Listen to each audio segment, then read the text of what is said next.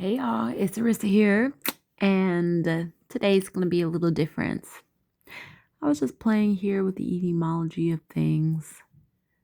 I like wordplay, and I just was going to read it. So, apparently, the Old English roots of the etymology of the word witch comes from Old English, Wicca, or wiki, I don't know how to pronounce that, a male or female practitioner. So it was not originally gendered as evil. Just simply meant one who practices. Well, practices what? The deeper root, W-I-T, wits.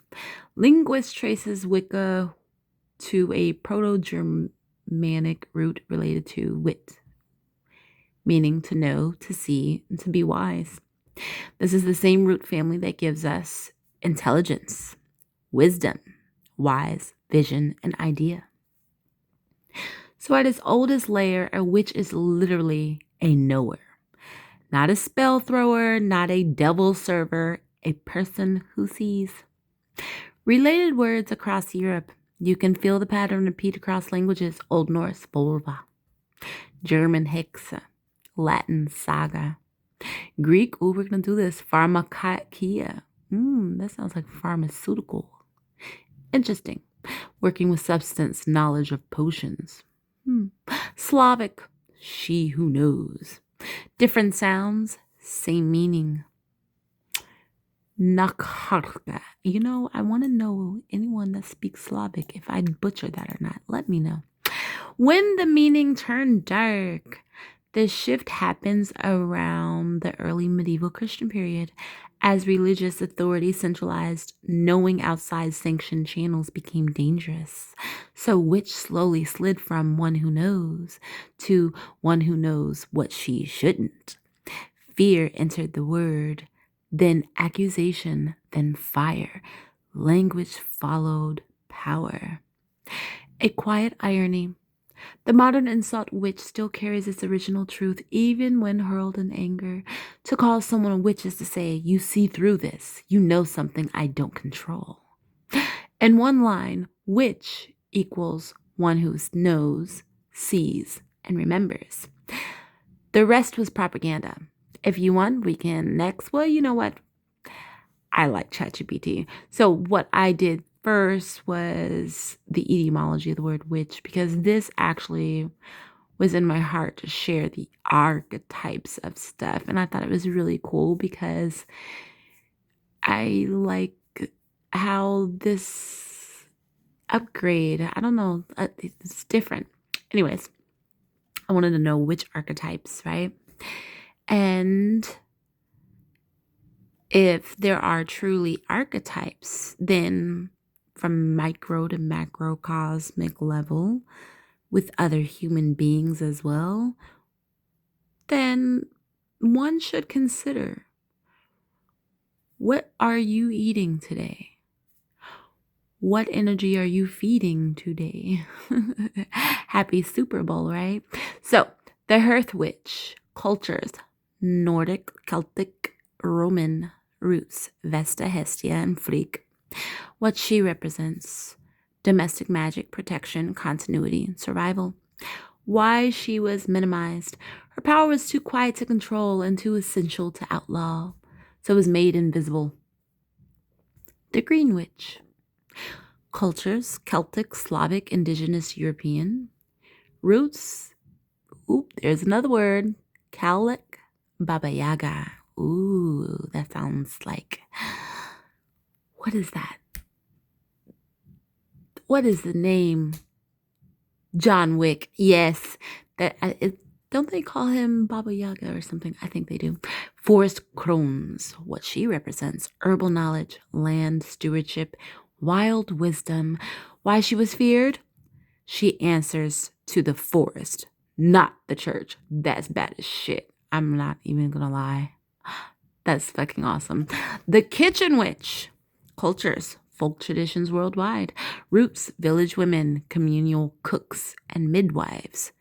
What she represents: alchemy through food, intention, and nourishment.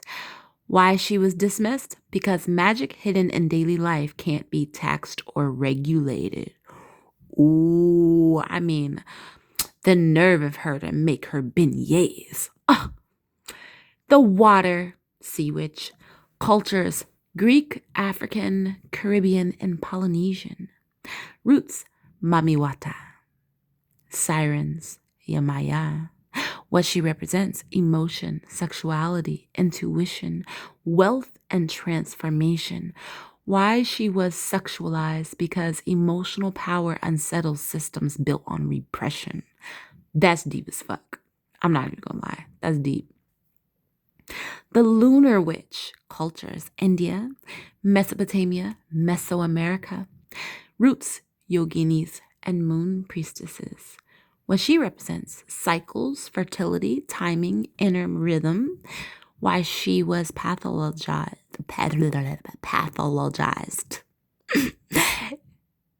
Cyclical. We're doing that in real time. Time disrupts productivity and control. The dream witch. Cultures Egyptian, Greek, Indigenous American. Roots temple dreamers and oracles. What she represents: prophecy, subconscious wisdom, altered states. Why she was doubted: dreams bypass logic and authority. That's a bold ass statement right there. Because it would. What does your dream say against my reality that I physically manifested with manipulation? Interesting. The shadow witch. Cultures Norse, Egyptian, Mexican. Roots Volva, Isis, death, doulas. What she represents: endings, grief, transformation, and taboo truths. Why she was demonized: she walks where others refuse to look. Brave. Very brave. The bone witch. Cultures Mongolian, Siberian, Indigenous American. Roots shamans and ancestor workers. What she represents: ancestry, healing trauma, soul retrieval. And why she was feared: bones remember what history tries to forget. Ashe. The divination witch. Cultures Chinese, Roman, African, Celtic. Roots Jing readers, augurs, and tarot readers. What she represents: pattern recognition, fate, and insight. Why she was restricted: foreknowledge threatens rulers. The high ceremonial witch. Cultures Egyptian, Renaissance Europe. Roots are hermeticists and alchemists. What she represents: ritual, symbol, structured magic, sacred geometry. Why she was gendered male.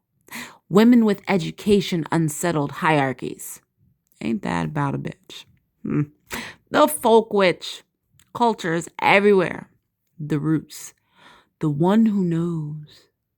What she represents: practical results, lived wisdom. And why she was persecuted: she needed no permission. I guess, yes. The head witch. Cultures Anglo-Saxons, Celtic. Roots boundary walkers. What she represents: crossing thresholds, liminal spaces, spirit travel. Why she was feared: she moves between worlds without getting lost. Safe travels. The warrior witch. Cultures Norse, Scythian, I think. African and indigenous. Roots are Valkyries and Amazons. I hope I said that right, too. What she represents: protection, justice, embodied strength. Why she was raised: violence was permitted only when sanctioned by the state. The fate weaver witch. Found in Greek and Nordic. Roots are Morai and Norns. What she represents is destiny, consequences, long vision. Why she was mythologized: because fate itself is untouchable. Chaos Witch. Culture's modern reinterpretation. Roots are tricksters, rebels, outsiders. What she represents: change, disruption, breaking false order. Why she unsettles people? She proves the rulers were never natural.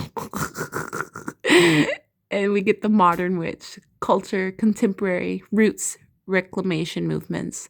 What she represents: agency, boundaries, integration of all archetypes, darling.